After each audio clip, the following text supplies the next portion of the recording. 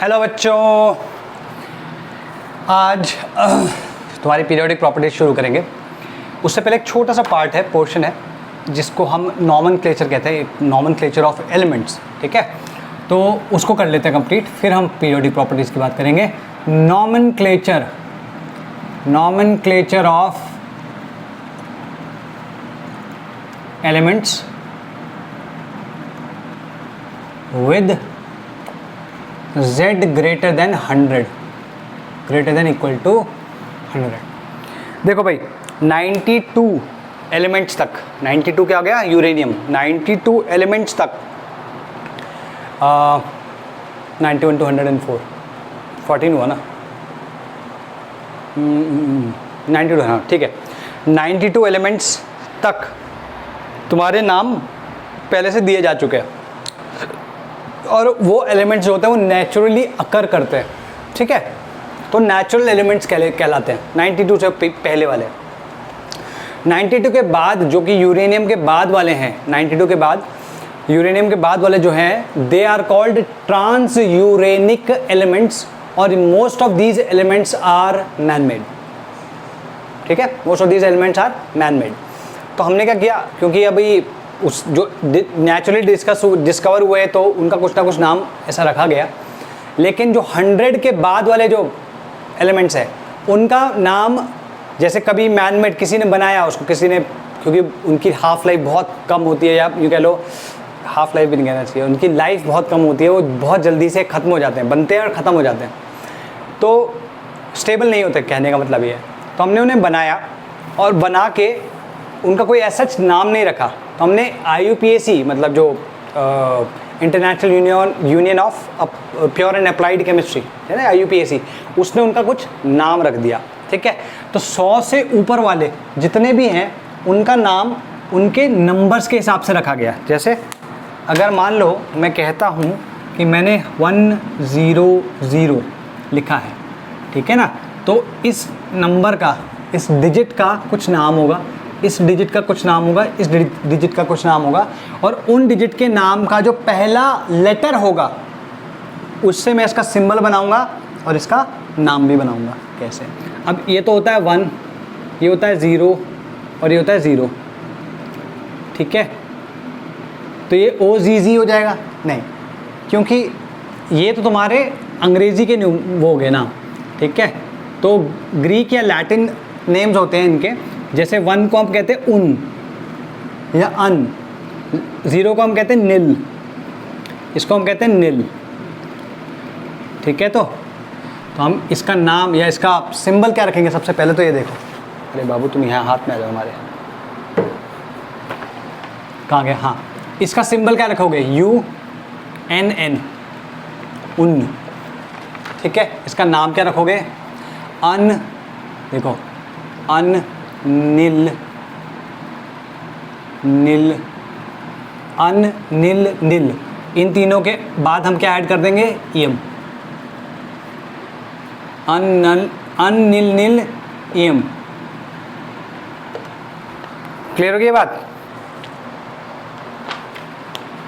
ठीक है,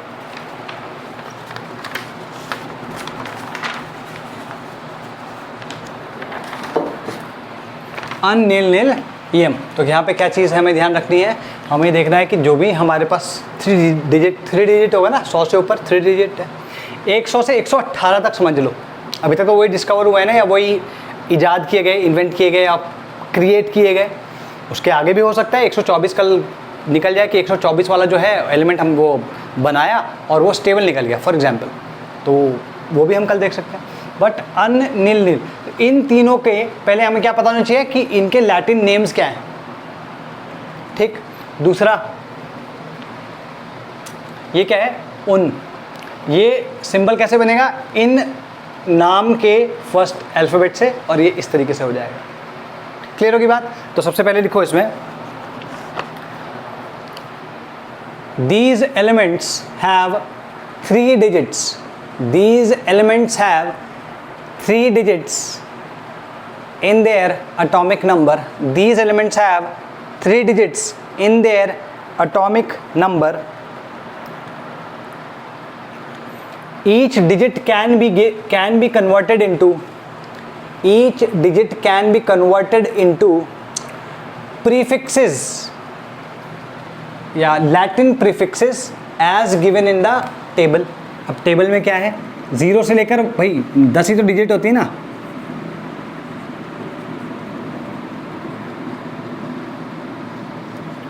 इसको बोलते हैं नील, इसको बोलते हैं उन, इसको बोलते हैं बाई.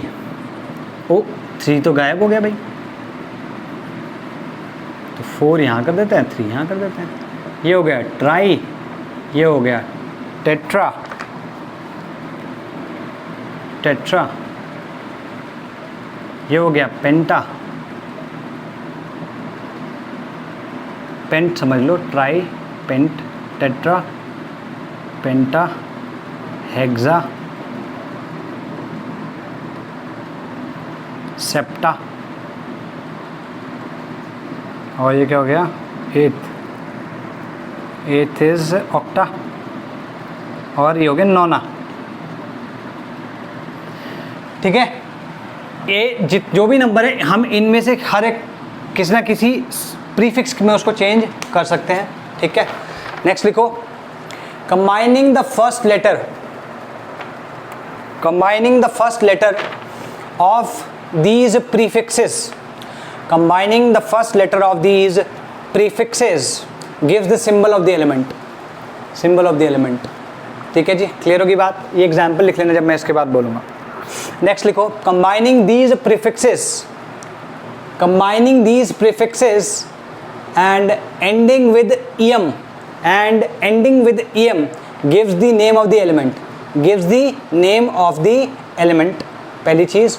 और दूसरा क्या है कि अगर मान लो कोई तुम्हारा वॉवल आ रहे हैं तो एक वॉवल को ड्रॉप करना है. जैसे यहाँ पे टेट्रा आएगा ना, जैसे यहाँ पे मान लो 104 की बात करेंगे तो क्या आएगा, ये अनिल टेट्रियम, ए ड्रॉप कर देंगे. ठीक है, जहाँ पर ए आ रहा है एंड में वो ए ड्रॉप हो जाएगा. तो ब्रैकेट में लिख लेना, A of the prefix is dropped, A of the prefix is dropped, A of the prefix is dropped if another vowel is coming right after it. Got this? ठीक है, तो तुम्हारा ये एग्जाम्पल हो गया. मान लो मैं 102 लिखता हूँ, तो 102 कैसे लिखेंगे भाई, 102 होगा अन निल बाई एम. अब आई था तो हमने आई को आई था ना, बाई का आई और ईएम का आई, एक हमने ड्रॉप कर दिया. ठीक है, अनिल बाई एम, इसका जो फॉर्म वो होगा सिंबल वो होगा UNB. ठीक है, अच्छा अब ना एक और चीज़ लिख लो,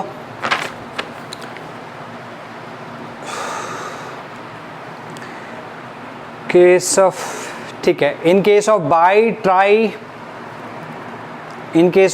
try at the end 1 I is dropped. जो मैंने अभी यहाँ पे किया वही तुम लिख लो इसको.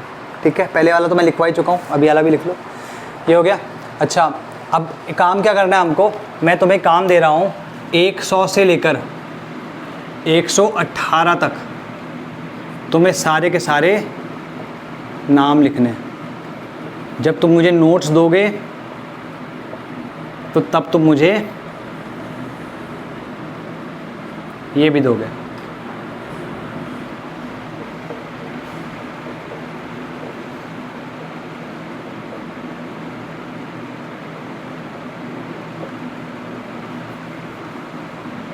ठीक है, तो ये जो यहाँ पे लिखे हैं 19, इन सब के नाम लिख के, इनके सिंबल लिख के देने हैं मुझे. ठीक है, क्लियर होगी बात. कोई डाउट होगा तो पूछ लेना, कुछ नहीं है इसमें. मैं किसी भी एक का, यहाँ पे लेट्स से 104 है, 104 का क्या लिखेंगे, अनिल टेट्रियम. ठीक है, तो इतना याद रहेगा. 7 को सेप्टियम लिखेंगे. ठीक है, चल next let's talk about properties, periodic properties. Now periodic properties की बात करते हैं हम. ठीक है जी, पीरियोडिक प्रॉपर्टीज़ क्या होती है पहले बताओ मुझे. What are periodic properties?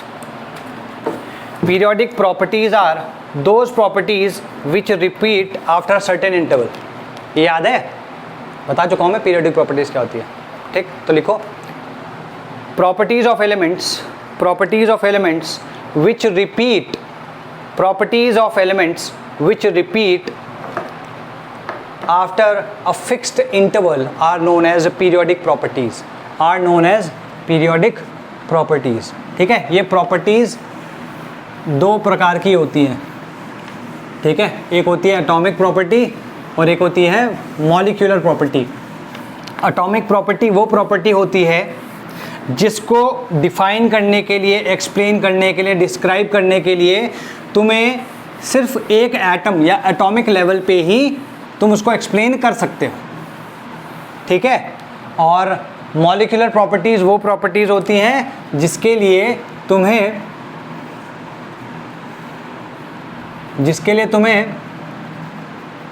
Molecular level पे जाना पड़े या मॉलिक्यूलर लेवल पे वो प्रॉपर्टीज़ एक्सप्लेन हो पाए, ठीक है।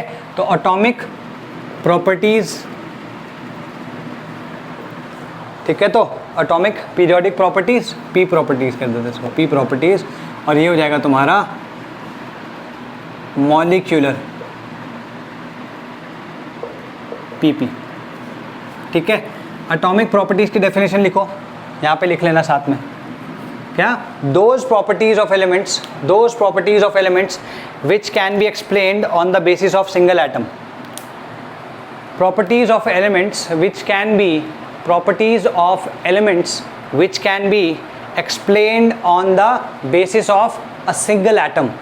और यहाँ पे लिख लेना properties of elements which cannot be explained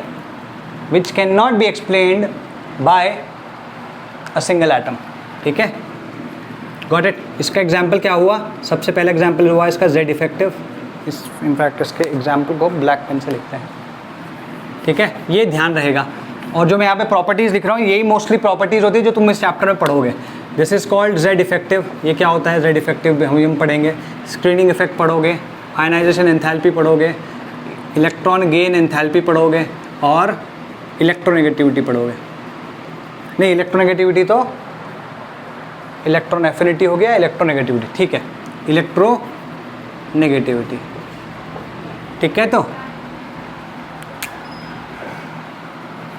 और यहाँ पर जो होती है वो आती है आपकी एटॉमिक रेडियस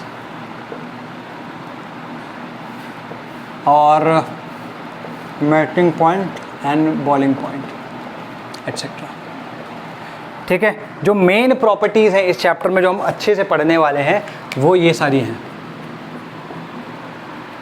ठीक है।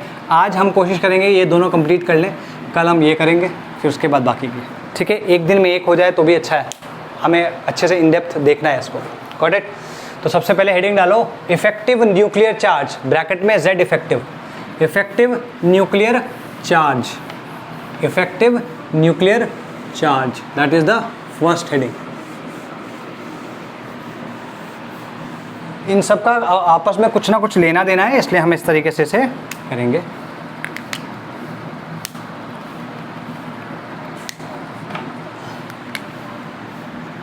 इफेक्टिव न्यूक्लियर चार्ज,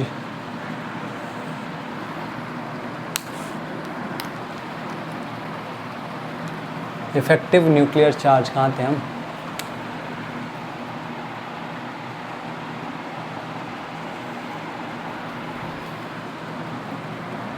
ठीक है, इसको लिखते हैं जेड इफेक्टिव, ठीक है, जेड इफेक्टिव। अच्छा, पहले तो सबसे पहले समझो कि न्यूक्लियर चार्ज क्या होता है। जैसे अगर मान लो मेरे पास एक न्यूक्लियस है जिसका एटॉमिक नंबर या जिसके अंदर जो प्रोटॉन्स है उनका नंबर जेड है, यहाँ पर एक इलेक्ट्रॉन है। हालांकि तुम बोलोगे सर आपने तो अभी हमें वो भी पढ़ा दिया क्वांटम मैकेनिकल मॉडल, उसके बावजूद भी आप एक ऑर्बिट बना रहे हो। तो बेटा ऐसा होता है कि ये जो एक्सप्लेनेशंस है तुम्हारे बाकी प्रॉपर्टीज़ के और बाकी चैप्टर्स में भी तुम देखोगे मोस्टली हम इस तरीके से एक्सप्लेन कर रहे होते हो। वो जो ऑर्बिटल्स का फंडा है वो समझाने के लिए बहुत अच्छा है, लेकिन उसके बेसिस पे एकदम से बताना चीज़ें बहुत मुश्किल होता है। ठीक है, ये हम करेंगे कुछ कुछ जगह पे होगा जहाँ पे हम उन ऑर्बिटल्स का सहारा लेंगे, मोस्टली वही होंगे, नॉट दैट कि हम इनका यूज़ कर रहे होंगे, but just to make you understand this concept, ये जो न्यूक्लियर चार्ज का कॉन्सेप्ट है। देखो भाई, ये इलेक्ट्रॉन है, ये जो Z है, Z के अंदर या सॉरी ये जो न्यूक्लियस है, न्यूक्लियस के अंदर जितने प्रोटॉन्स है उनका जो चार्ज होगा उसको हम न्यूक्लियर चार्ज कहते हैं। क्लियर होगी बात? तो सबसे पहले लिखो न्यूक्लियर चार्ज, न्यूक्लियर चार्ज उसको लिखो। The charge of the protons, the charge of the protons inside the nucleus, the charge of the protons inside the nucleus is called nuclear charge. The charge of the protons inside the nucleus is called nuclear charge. Clear होगी बात? तो ये जो है nucleus, इसके अंदर जो charge होगा वो न्यूक्लियर चार्ज कहलाएगा। अब तुम्हें एक दूसरा एग्जाम्पल देते हैं। मान लो हमारे पास एक पॉजिटिवली चार्ज बॉडी है, इसके अंदर लेट्स से 20 प्रोटॉन जितना चार्ज है ना, 20 ई चार्ज समझ लो इसको, अभी 20 ई चार्ज है इसमें। यहाँ पर हमने एक ई इलेक्ट्रॉन रखा है, लेट्स से इनके बीच में जो डिस्टेंस है दैट इज आर।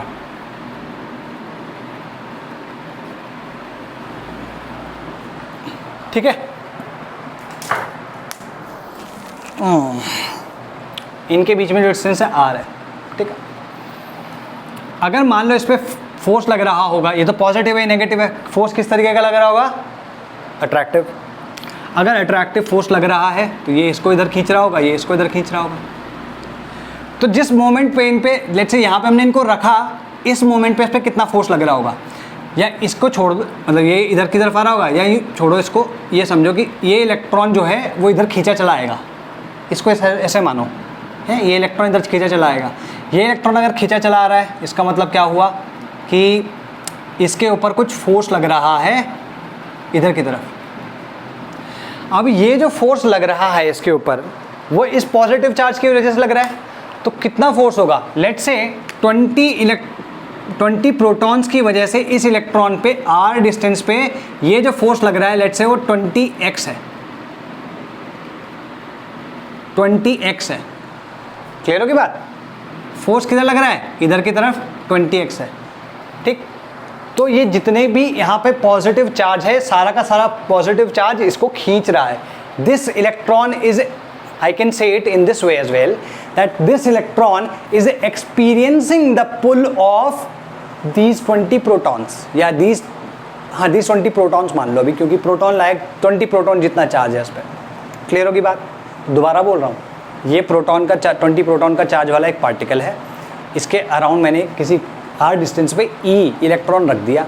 अब ये इलेक्ट्रॉन पे फोर्स लगाएगा अपनी तरफ, अट्रैक्टिव फोर्स होगा।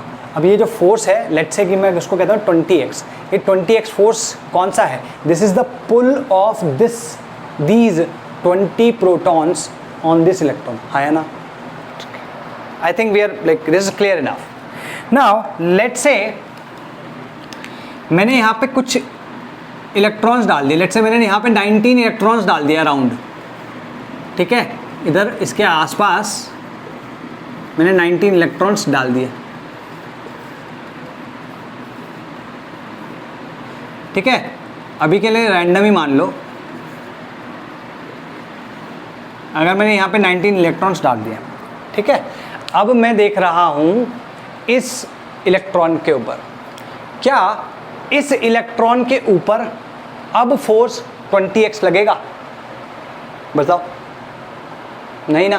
क्यों? क्योंकि ये जो इलेक्ट्रॉन्स यहाँ पे हमने प्लेस किए हैं, ये भाई साहब भी तो कुछ ना कुछ फोर्स लगा रहे होंगे, ये भाई साहब भी तो कुछ ना कुछ फोर्स इस पे लगा रहे होंगे। हाँ, है ना? अब उनका रिजल्टेंट अगर इधर की तरफ आता है, मान लो टोटल फोर्स क्या है, पहले तो 20 था, मान लो इन्होंने, क्योंकि इलेक्ट्रॉन्स है ना, इलेक्ट्रॉन्स क्या करेंगे? रिपेल तो करेंगे। 20 इलेक्ट्रॉन्स या जितने भी यहाँ पे इलेक्ट्रॉन्स हैं, इन्होंने टोटल फोर्स जो इस साइड में लगाने लगा वो 5x लगाना शुरू कर दिया, 5x। ठीक है, इन्होंने 5x फोर्स लगाना शुरू कर दिया। अब नेट फोर्स कितना आ गया, 15x आ जाएगा, हाँ है ना। देख लो, पहले सिर्फ और सिर्फ अट्रैक्शन था तो 20x का फोर्स लग रहा था, अट्रैक्टिव फोर्स। अब क्योंकि इलेक्ट्रॉन्स भी आ गए तो कुछ तो रिपल्सिव फोर्स भी लग रहा होगा। अब क्योंकि कुछ रिपल्सिव फोर्स लग रहा है, इसका मतलब अब इसके ऊपर अट्रैक्टिव फोर्स एग्जैक्टली 20x नहीं है, कुछ कमी आ गई होगी। लेट्स से मैं I am giving in supposing कि इस पे जो टोटल रिपल्सिव फोर्स लग रहा है वो 5x के इक्वल है, तो टोटल अट्रैक्टिव फोर्स कितना हो जाएगा 15x। तो पहले से तो कम हो गया ना, हाँ है ना, पहले से कम हो गया, क्लियर, ठीक है जी। होल्ड दिस थॉट, मैं इसको थोड़ा सा अब एक काइंड ऑफ स्ट्रक्चर दे देता हूँ। लेट्स से कि पहले ये इलेक्ट्रॉन, ये समझ लो ये जो केस है, कहाँ गया ये जो केस है, ये तुम्हारा, अब जो ये केस है ये तुम्हारे किसी एक एलिमेंट का है, ठीक है। इस एलिमेंट में अगर तुम देखो तो यहाँ पर भी इलेक्ट्रॉन्स हैं, यहाँ पर भी इलेक्ट्रॉन्स हैं, यहाँ पर भी इलेक्ट्रॉन्स हैं, यहाँ पर भी इलेक्ट्रॉन्स हैं, यहाँ पर भी इलेक्ट्रॉन्स हैं, यहाँ पर भी इलेक्ट्रॉन्स हैं, यहाँ पर भी इलेक्ट्रॉन्स हैं, यहाँ पर भी इलेक्ट्रॉन्स हैं, इलेक्ट्रॉन्स हैं 1 2 3 4 5 6 7, यहाँ पर भी इलेक्ट्रॉन्स हैं। लेट्स से इसके ऊपर 20 नहीं 11 चार्ज है, ये इलेक्ट्रॉन बाहर यहाँ पे है, ठीक है। तुम्हें दिख रहा होगा कि अब ये क्या है, जैसे सोडियम है ना, सोडियम में 11 प्रोटॉन्स हैं और 11 ही इलेक्ट्रॉन्स हैं, ठीक है। सोडियम की बात करें, थोड़ा सा रियलिस्टिकली अब बात करते हैं। अगर ये 8 इलेक्ट्रॉन, सॉरी कितने, 2 3 और 3 10 इलेक्ट्रॉन जो अंदर की तरफ है, अगर ये ना होते तो इन 11 प्रोटॉन्स का पूरा पुल इलेक्ट्रॉन इस इलेक्ट्रॉन पे लग रहा होता, पूरे अच्छे से खींच रहा होता है इसको, है ना, खींच रहा होता कि नहीं खींच रहा होता, क्लियर होगी बात। लेकिन क्योंकि ये इलेक्ट्रॉन्स भी हैं यहाँ पे, तो कुछ इनका रिपल्शन भी होगा, तो जो नेट अट्रैक्शन है वो 11 प्रोटॉन जितना नहीं है, उनसे थोड़ा सा कम प्रोटॉन जितना है, इतना क्लियर हो गया, ठीक है। तो जो इफेक्टिव न्यूक्लियर चार्ज हुआ वो हुआ कैसे, मान लो मैं इनका जो टोटल इस केस में, इस वाले पर्टिकुलर केस में, लेट्स से शुरुआत में जो इनका पुल था वो 11x था, ठीक है। अभी मान लो इन सब का जो पुश हो गया वो 4x के आसपास आ गया, तो टोटल पुल कितना रह गया अभी 7x। तो क्या मैं इस पूरी सिचुएशन को इस तरीके से अज्यूम कर सकता हूँ कि भाई यहाँ पे एक 7 प्रोटॉन वाला एक न्यूक्लियस है और यहाँ पर एक इलेक्ट्रॉन रखा है एट अ डिस्टेंस r, इसके ऊपर अभी क्या कितना लगेगा 7x। तो एक ये सिनेरियो है जिसमें एक इलेक्ट्रॉन बाहर था, उसके अंदर कुछ उसके मतलब एक इलेक्ट्रॉन यहाँ पे उसके और न्यूक्लियस के बीच में भी कुछ और इलेक्ट्रॉन्स हैं, तो इनके वजह से, इन इलेक्ट्रॉन्स की वजह से इसके ऊपर जो नेट अट्रैक्टिव फोर्स है वो घट गया। और इसी चीज़ को मैं दूसरे तरीके से कह रहा हूँ कि भैया यहाँ पर हमने रखे ही 7 इलेक्ट्रॉन्स थे, सॉरी 7 प्रोटॉन्स थे और यहाँ पर एक ही इलेक्ट्रॉन रखा हुआ था, ठीक है।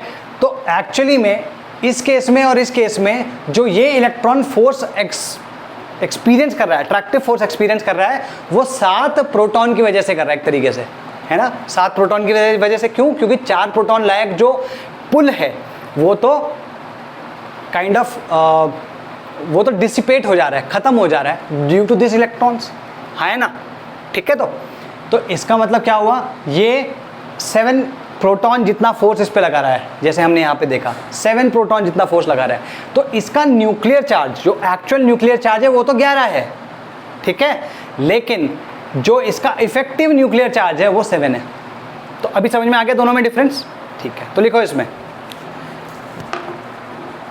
लिखो इफेक्टिव न्यूक्लियर, ऐसे लिखो इसमें, in a multi electron system, in a multi, ये जो दोनों मैंने पहले भी बनाया था और जो अभी बनाया है सब बना लेना, एक साइड ऑफ द पेपर पे ये बना लेना और इस साइड ऑफ द पेपर पे क्या लिखना जो मैं बोल रहा हूँ, लिखो in a multi electron system, in a multi-electron system there are electrons between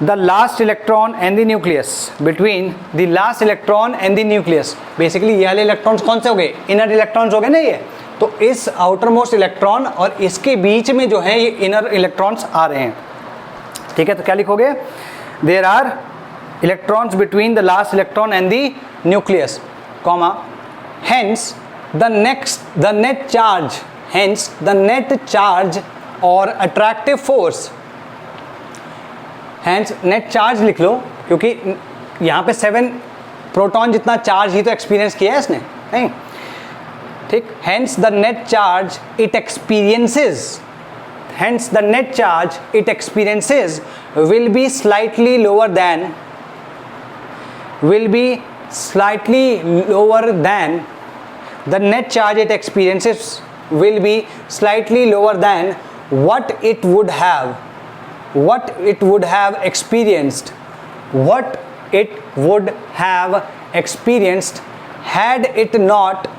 had the other electrons not been there, had the other electrons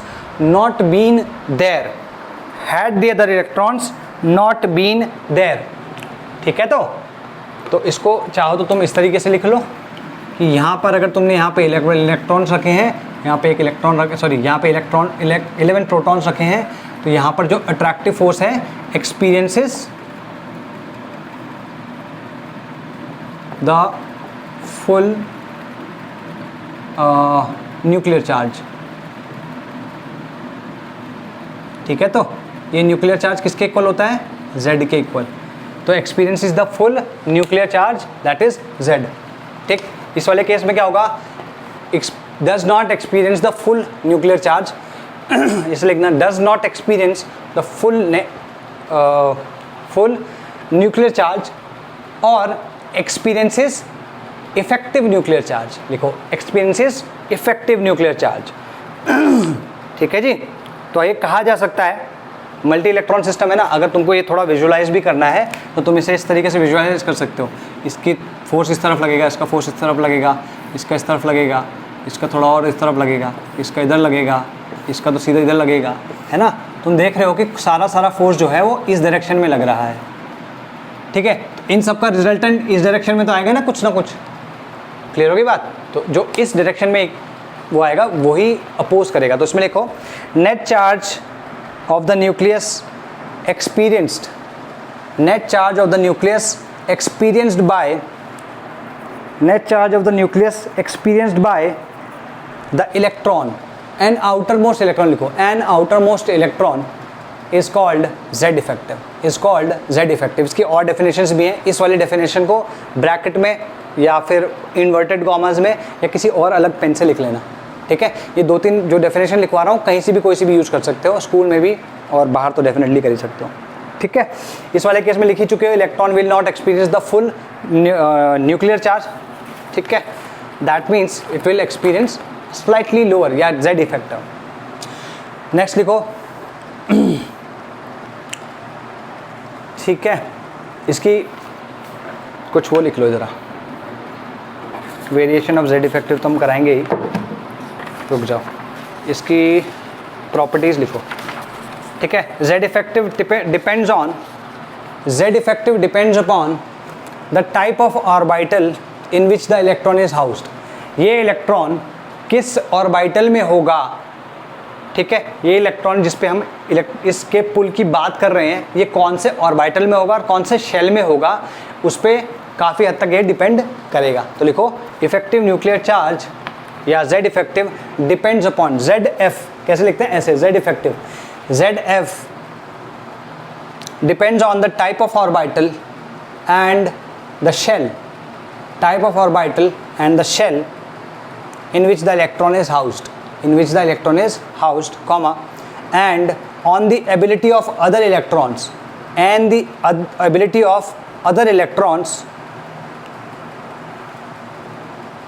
in the inner subshells या inner shells लिखो, in the inner shells, other electrons in the inner shells, ठीक है, inner shells to provide repulsion, bracket में लिख लेना screening और shielding.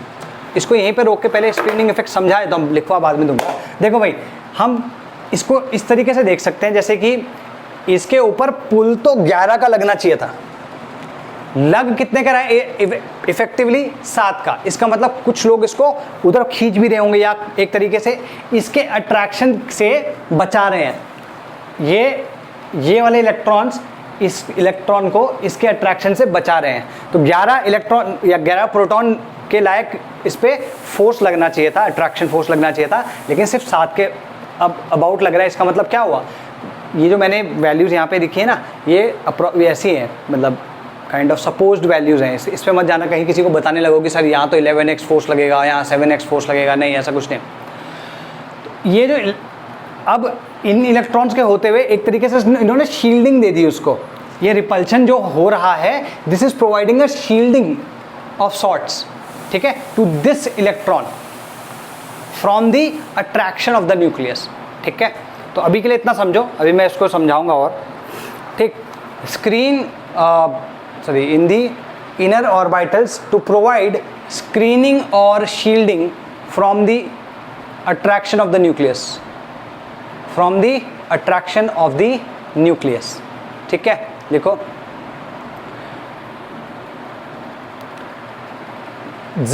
the concept of Z effective allows us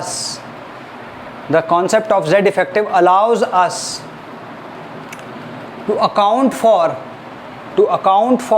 the effects of shielding, in explaining the periodic properties, ठीक है जी, clear होगी बात। अभी इसके वेरिएशन है, मैं थोड़ी देर में बताऊंगा, पहले थोड़ा सा Z इफेक्टिव के बारे शील्डिंग इफेक्ट के बारे में जानो।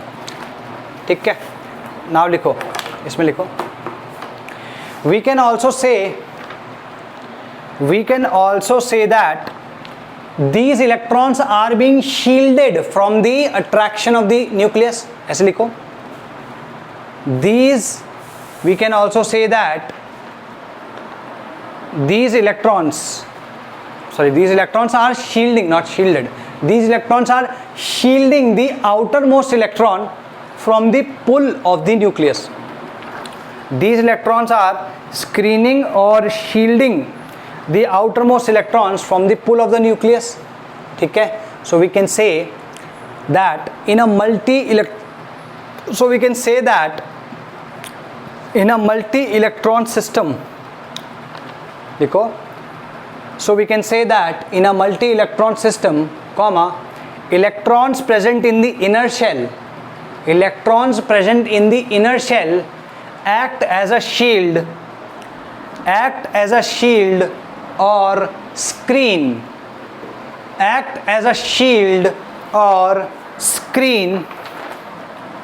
between the nucleus and the differentiating electron due to which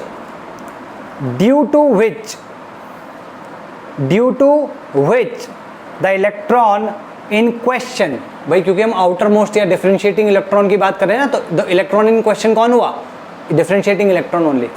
ठीक है, due to which the electron in question will not experience full nuclear charge,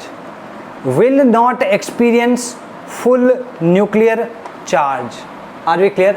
will not experience full nuclear charge। तो अब इसकी एक और डेफिनेशन लिख लो, ब्रैकेट या inverted commas में लिख लेना, या किसी और पेन से लिख लेना,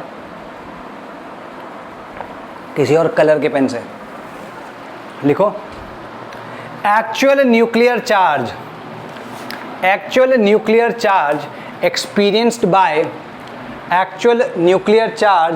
experienced by the electron in question, actual nuclear charge experienced by the electron in question is called effective nuclear charge।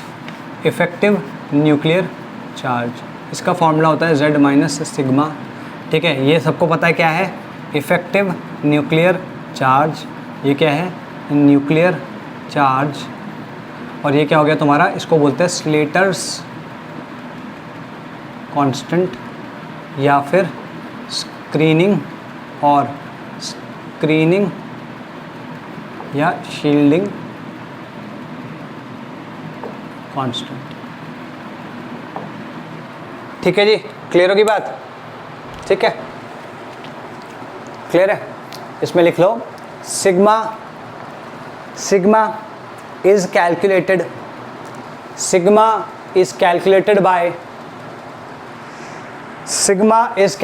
Bye taking screening effect of various orbitals into account is calculated by taking screening effect of various orbitals into account and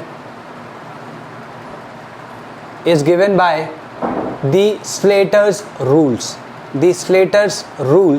for calculating Z effective, sigma. Slater's rules for calculating sigma। ठीक है, ये Slater's rule तुम्हारे course में नहीं है, चाहे तुम्हारा school का कोर्स हो चाहे तुम्हारा जेई का कोर्स हो, किसी में भी नहीं है। हालांकि इसके ऊपर एक वीडियो है, वो मैं यहाँ आई बटन पे डाल दूंगा, देख लेना बाद में। ठीक है जी, ओके, क्लियर, ठीक। अच्छा, शील्डिंग इफेक्ट को लिख लो। शील्डिंग इफेक्ट क्या होगा? अगर तुम शील्डिंग इफेक्ट की बात करो, यहाँ पे तो मैंने इफेक्टिव न्यूक्लियर चार्ज लिखा था। अच्छा, पहले इफेक्टिव न्यूक्लियर चार्ज का वेरिएशन जान लो, फिर मैं तुम्हें ये शील्डिंग इफेक्ट के बारे में बताता हूँ। जो इफेक्टिव न्यूक्लियर चार्ज है, ठीक है, अगर तुम अलोंग द पीरियड जाओगे, ठीक है, तो लिखो वेरिएशन ऑफ जेड इफेक्टिव,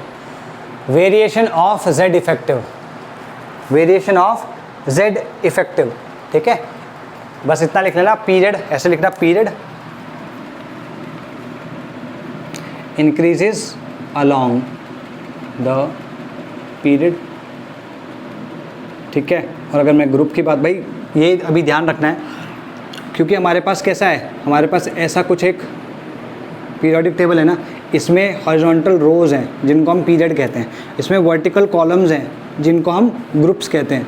तो हम जब भी किसी प्रॉपर्टी का वेरिएशन जानेंगे, we will know it either along the group, along the period, एक पीरियड के अलोंग, या फिर डाउन द ग्रुप, नीचे जाते हुए कैसे वेरी कर रही है। ठीक है, तो यहाँ पर पीरियड में लिखा है इंक्रीजेस अलोंग द पीरियड, और ग्रुप में लिखेगा रिमेन्स, स्लाइटली डिक्रीजेस और रिमेन्स, या लिखो स्लाइटली डिक्रीजेस और remains constant down the group. ठीक है, इसकी पूरी वैल्यूज़ होती हैं, मतलब वो से ये स्लेटस कांस्टेंट तुम कैलकुलेट करते रहो, और जेड इफेक्टिव की वैल्यूज़ अगर तुम क्या कहते हैं कैलकुलेट करोगे, तो तुम्हें देखेगा कि ये मोटा मोटी या मोर और लेस यही वेरिएशन वो देता है। ठीक है, तो क्लियर होगी बात। यहाँ तुम्हारा जेड इफेक्टिव खत्म हो गया, अभी तुम स्क्रीनिंग इफेक्ट करके हेडिंग डालो, स्क्रीनिंग इफेक्ट। ठीक है, स्क्रीनिंग इफेक्ट समझ में तो आ गया ना कि क्या हो रहा है, क्योंकि यहाँ पे कुछ ना कुछ रिपल्शन महसूस हो रहा है, एक तरीके से उसको शील्ड कर रहा है। ठीक है, तो शील्डिंग के लिए लिखो due to the repulsion created by the inner electrons,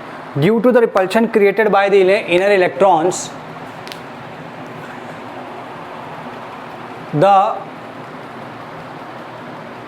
outermost electron experiences lower nuclear charge, ठीक है, लोअर न्यूक्लियर चार्ज, ठीक है, lower nuclear charge and force of attraction, या तो न्यूक्लियर चार्ज बोल सकते हो या फोर्स ऑफ अट्रैक्शन बोल सकते हो, and force of attraction, this देखो, this decrease in the force of attraction exerted by the nucleus। भाई न्यूक्लियस का कुछ पुल था, उसमें कुछ डिक्रीज हुआ, जैसे यहाँ पे हमने 4 का जो उनका पुश था, जो उन्होंने डिक्रीज किया अट्रैक्शन में। ठीक है, attraction exerted by the nucleus on the outermost electron, ठीक है, exerted by the nucleus on the outermost electron, ठीक है, due to the presence of electron, inner electron, देखो, due to the presence of inner electrons is called screening or shielding effect. This decrease in the force of attraction due to the nucleus on, ठीक है, by the nucleus on the outermost electron due to the presence of inner electrons is called screening or shielding effect. ठीक है, इसको मैंने यहाँ पर attractive या repulsive force या फोर्स में कमी के जैसे दिखाया है. कहीं कहीं पे से ऐसे भी डिफाइन करा जाता है कि जो एक तरीके से समझो शील्डिंग इफेक्ट, तो तुम्हारे वो नंबर ऑफ वो प्रोटॉन्स हो गए जो कि इसके अट्रैक्शन को कम करने में ख़त्म हो गए, ठीक है. और जो जेड इफेक्टिव हो गया वो फाइनल इफेक्टिवली कितने प्रोटॉन्स को एक्सपीरियंस कर रहा है वो तुम्हारा जेड इफेक्टिव होता है, ठीक है. तो उसमें ये भी लिख लो, ये इस तरीके से भी लिख लो इसको, देखो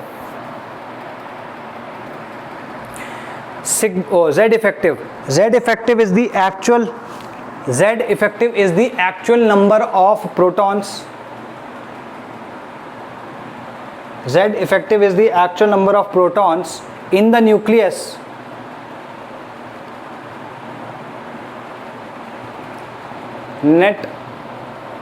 actual number of Z effective is the actual number of protons in the nucleus which are giving the net attraction towards the nucleus, तो यहाँ पर 11 थे, है ना, लेकिन इफेक्टिवली यहाँ पे इसके ऊपर कितने का एक्सपीरियंस हो रहा है, 7 प्रोटॉन का ना. तो हम कह सकते हैं कि 4 प्रोटॉन को एक बारी किनारे करो, सिर्फ ये 7 प्रोटॉन इसको खींच रहे हैं, ठीक है.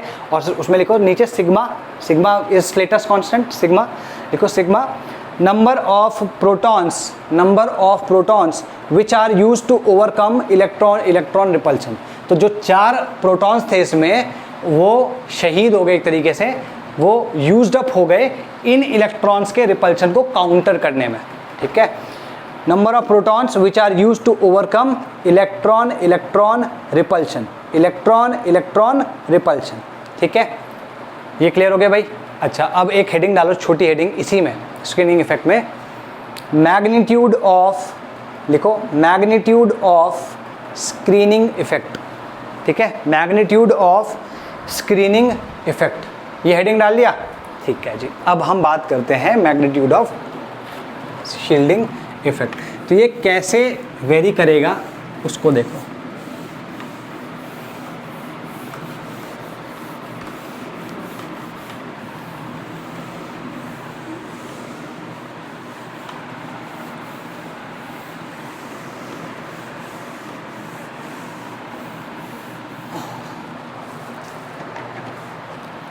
देखो, अगर मान लो हमारे पास s ब्लॉक या s ऑर्बिटल है,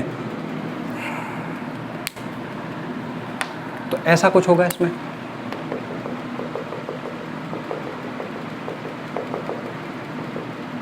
ऐसा कुछ मान लूँ मैं,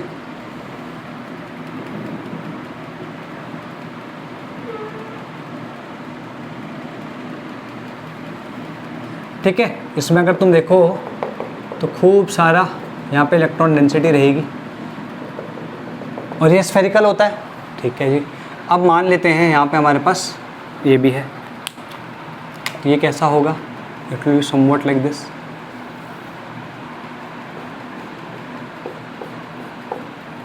ठीक है. तो ठीक है, इसी तरीके से अगर मैं इसकी बात करूँ तो तुम देखोगे ये क्या है, s ऑर्बिटल, ये है p ऑर्बिटल, ये है d ऑर्बिटल और ये है f ऑर्बिटल, ठीक है. d ऑर्बिटल कैसा होगा, ये ऐसा होगा और एक परपेंडिकुलर 2 लोब्स ऐसे भी होंगे. हालांकि इसमें सारे के सारे ऐसे नहीं होते, बट हम एक तरीके से ऐसे देख सकते हैं कि इसका जो इसके ऑर्बिटल्स होंगे वो कुछ इस तरीके से होंगे, टोटल 6 लोब्स हो जाएंगे, ठीक है। ये तो तुम्हारा एक्स एक्सिस हो गया, ये तुम्हारा वाई एक्सिस हो गया और ये तुम्हारा जेड एक्सिस हो गया, ठीक है। क्लियर होगी बात, ठीक। अच्छा, अगर मान लो इसके बाहर कोई इलेक्ट्रॉन रखा हुआ है, तो ये जो इलेक्ट्रॉन यहाँ पर है, इलेक्ट्रॉन क्लाउड, ये काफ़ी अच्छे से इसको रिपेल करेगा, है ना भाई। इसमें तो some kind of spherically symmetrical है ना, तो electrons everywhere will equally repel it, तो इसकी शील्डिंग अच्छी होगी। अच्छा, यहाँ पर अगर हम देखें, यहाँ पे मैंने यहाँ इलेक्ट्रॉन रखा है, तो इधर कैसी होगी इसकी शील्डिंग, बिल्कुल ख़त्म।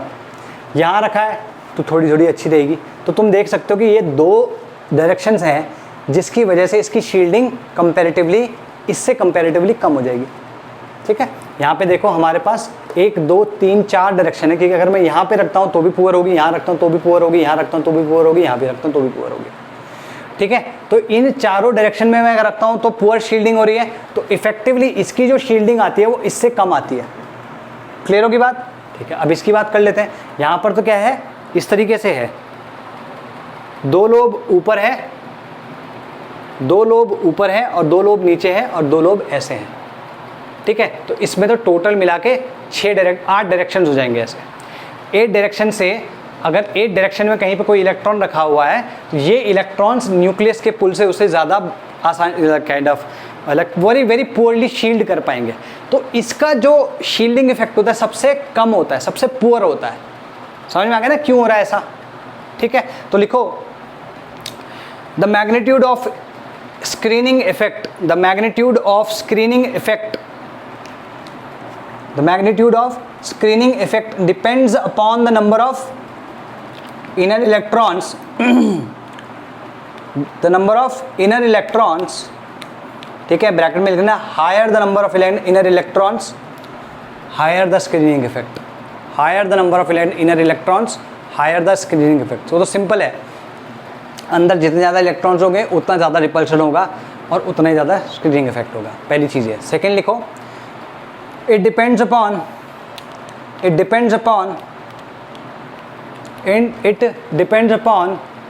the orbital in which the electron is located, so the orbital in which the inner electrons are located. It also depends on the orbitals in which the inner electrons are located. Clear हो गई बात, ठीक है। S is spherical, ये क्या है, spherical और symmetrical है, spherical सिमेट्रिकल, ठीक है, स्फेरिकल और सिमेट्रिकल है। तो हम कहेंगे इन अ वे ये लेस डिफ्यूज्ड है, ये जो इनकी ये पर्टिकुलर डायरेक्शन में बिल्कुल नील हो जाते हैं, ये इसको हम एक तरीके से कह सकते हैं डिफ्यूज हो रखे हैं, ये बहुत ज़्यादा फैले हुए हैं, कॉन्सेंट्रेटेड नहीं है, ठीक है। तो लिख कह सकते हो लीस्ट डिफ्यूज्ड, ठीक है, लीस्ट डिफ्यूज्ड, ठीक है। हेंस ग्रेटेस्ट शील्डिंग और मैक्सिमम शील्डिंग और स्क्रीनिंग, जो भी तुम कहना चाहो, ठीक है। सेकेंड वे इसमें लिखोगे क्या कहते हैं, ये 2 डायरेक्शंस आर ओपन, लिखो 2 directions are open, more diffused, ठीक है। तो कहेंगे लोअर शील्डिंग, ठीक है। तो यहाँ पे क्या है, 4 डायरेक्शन ओपन है, यहाँ पे और भी ज़्यादा even more diffused, 4 directions open, even more diffused,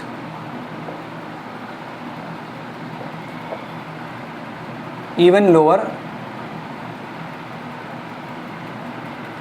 even poorer shielding, ठीक है। इसको पुअर शील्डिंग कर लो, इसको पुअर शील्डिंग कर दो, ठीक है। यहाँ पे क्या है, 8 डायरेक्शंस ओपन है, ये क्या है, लीस्ट या यू कह लो मोस्ट डिफ्यूज्ड,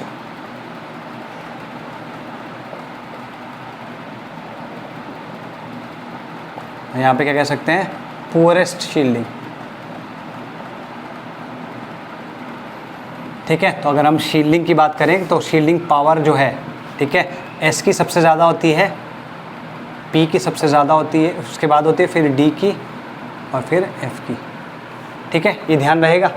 क्लियर होगी बात, इतना ध्यान रखो। ठीक है, तो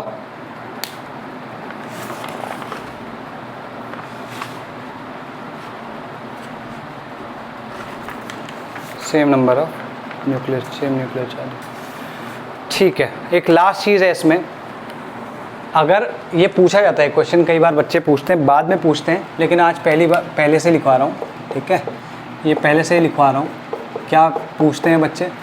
बच्चे कहते हैं सर कि S की अगर शील्डिंग पावर सबसे ज़्यादा है तो S के इलेक्ट्रॉन्स सबसे ज़्यादा tightly bound to the nucleus क्यों होता है? गुड क्वेश्चन, अच्छी बात है। लेकिन वो ये चीज़ भूल रहे हैं, अगर मैं S इलेक्ट्रॉन्स की बात करूँगा और S इलेक्ट्रॉन्स के बंधे, मतलब like the strength with which the S electrons are tied to the nucleus, अगर मैं इसकी बात करूँगा तो मैं S से नीचे वाले इलेक्ट्रॉन्स की बात करूँगा। तो अगर S यहाँ पे है, इसके नीचे जितने भी सब शेल्स होंगे, ठीक है, या ऑर्बिटल्स होंगे या इलेक्ट्रॉन्स होंगे, उनका शील्डिंग इस इलेक्ट्रॉन के लिए कितना होगा, हम उसकी बात करेंगे। ठीक है, तो यूजुअली S से पहले अगर तुम देखो तो F आता है या D आएगा या P आएगा। तो ये सारे के सारे क्या होते हैं? S से ज़्यादा डिफ्यूज होते हैं। इसलिए अब डिफ्यूज होने का मतलब क्या हुआ? ये अच्छे से शील्ड नहीं कर पा रहे हैं। ये अच्छे से, जैसे यूँ समझो गोलकीपर है, अगर गोलकीपर गोल को अच्छे से बचा नहीं पा रहा है तो गोल तो हो ही जाएगा ना। ठीक, तो S के नीचे वाले जो ये तीनों गोलकीपर खराब हैं, S से खराब, मतलब S के मुकाबले थोड़े खराब है। तो ये तीनों के तीनों उतने अच्छे से इलेक्ट्रॉन को शील्ड नहीं कर पाते, तो न्यूक्लियस का जो पुल होता है वो स्ट्रॉन्ग रहता है। That's why S electrons are tied very tightly to the nucleus. पहली चीज़ आई माँ। दूसरा, हाँ, अगर मैं F की बात करूं तो F वाले हम कहते हैं कि ये सबसे लीस्ट क्या कहते हैं, सबसे लूजली बाउंड होते हैं। कैसे? देखो भाई, ये जो है F के नीचे पे ये और ये है, तो ये सबसे खराब गोलकीपर है। इससे अच्छा गोलकीपर तो ये तीनों है, ये तो सबसे अच्छा गोलकीपर है। तो ये तीनों इस वाले को अच्छी शील्डिंग प्रोवाइड करके देते हैं। F, ये तीनों के तीनों ऑर्बिटल्स F वाले को अच्छी शील्डिंग प्रोवाइड करके देते हैं। अगर अच्छी शील्डिंग होगी तो अट्रैक्शन ऑफ द न्यूक्लियस उतना ही कम हो जाएगा, और अगर अट्रैक्शन ऑफ द न्यूक्लियस कम हो गया तो F इलेक्ट्रॉन्स को निकालना कंपैरेटिवली ईजी हो जाएगा, है ना। तो F इलेक्ट्रॉन्स को निकालना कंपैरेटिवली ईजी इसी वजह से होता है। क्लियर होगी बात? तो लिखो इसमें, since S orbitals are preceded by either F or D or P orbitals, since S orbital is preceded by either P or F or D or F orbitals which have poor shielding effect, which show poor shielding effect, hence the electrons of S orbital will experience stronger nuclear force, hence will be tightly bound to the nucleus, clear होगी बात? अच्छा, अब सीधे F की बात कर लेते हैं। F लिखो, F is preceded by F orbital या electrons in the F orbital are preceded by either S or P or D, electrons which show better shielding effect than F electrons,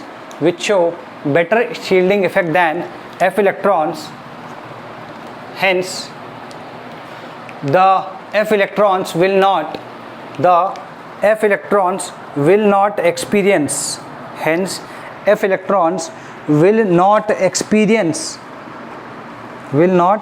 experience या हाँ will not experience the same, भाई अगर उनका screening effect अच्छा होगा तो मतलब nuclear charge क्या होगा, ज़्यादा स्ट्रॉन्ग नहीं होगा.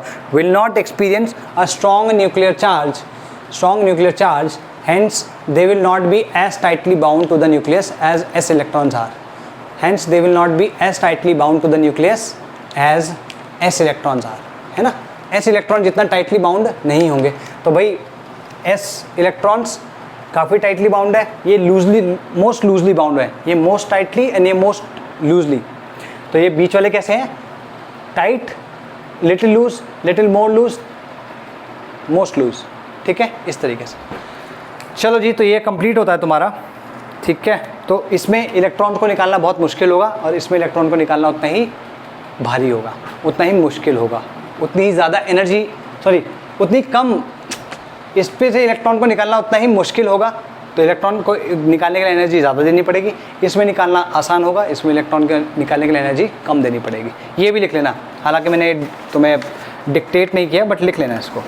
ठीक है, क्लियर इनफ. चलो जी, बाय बाय, टेक केयर. इसके नोट्स बना के दो, फिर आगे कल करते हैं.